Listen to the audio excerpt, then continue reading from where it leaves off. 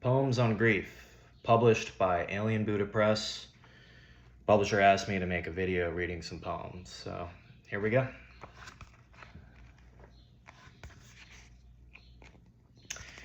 Alien Exodus.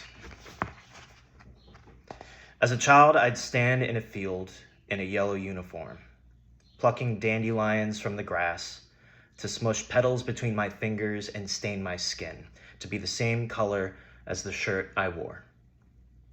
I'd even sit down, since left field in T-ball is as abandoned as an asteroid. Mom said, be careful. Bees like yellow and might mistake you for a plant to pollinate. Sure enough, I picked a flower and an angry alien popped out of the stamen, striking my knuckle with its stinger. My hand turned red and swelled, so I formed a grudge against extraterrestrials, swearing to stomp them out from the earth. Little did I know, bees would become exhausted with humans and decide to flee our planet in small spaceships they buried underground.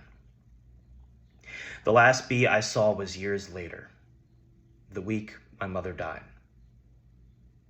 It drifted along to find the final spacecraft somewhere on the cemetery's outskirts to escape from our endangered world. Lavender. Whenever I hear the word lavender, the only lavender I think about is the lavender that I smelled when I saw my mother die, and I felt her heart let go when she tasted death. Port.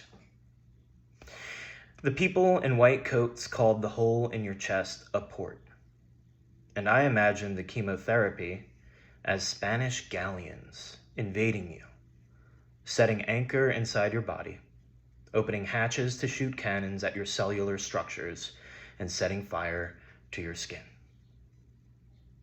The doctors, surprised at your allergic reaction to poison, used your new portal for Benadryl to quell the flames. If only I had touched the hole in your chest to help put out the fire, placed my palm on your collarbone, and felt you breathe. Instead, I shifted my eyes to their pure attire to listen to abstractions and forget each second before the last until the hole in my own chest thickened with thought. Naviphobia. My mother was once a teenage girl trapped on a boat in the middle of the bay with a boy her father called Jesus because he was a dirty hippie. No oars and no motor, just time in the sun.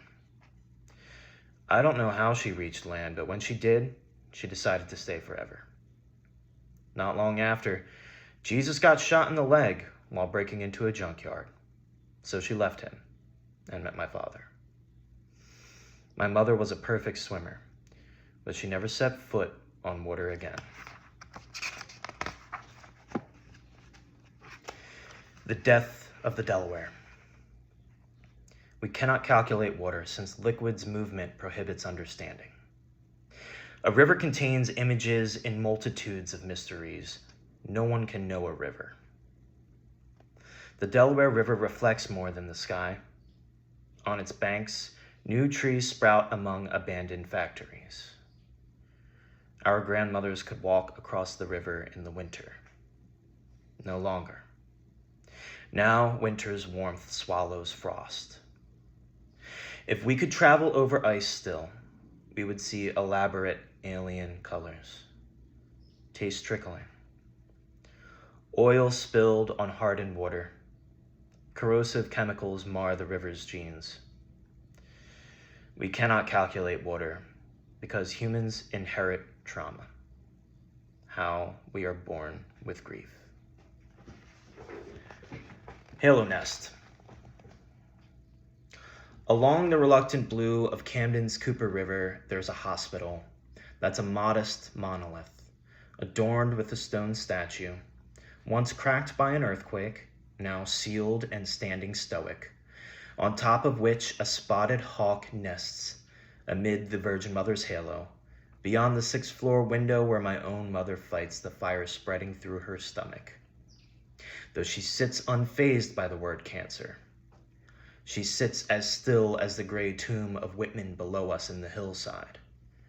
And still, in stillness, she's never been so full of life. So those were the first few poems in my book, Halo Nest, Poems on Grief. If you'd like to buy a copy, you can through the link in my bio on Amazon. Thanks.